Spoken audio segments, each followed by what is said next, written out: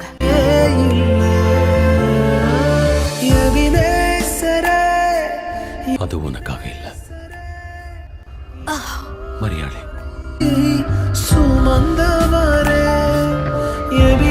மரியாளே, Magdalene மரியாளே. என் பேர் எப்படி தெரியும்? உன்னை சிருஷ்டித்தவரும் உன்னை உருவாக்கின கர்த்தர் சொல்லுகிறதாவது, பயப்படாதே, உன்னை மீட்டுக் கொண்டேன், உன்னை பேர் சொல்லி அழைத்தேன், நீ என்னுடையவள். நான் திசை மாறி போயிட்டு இருந்தேன். இப்ப முழுவதுமா வித்தியாசமானவளா மாறிட்டேன்.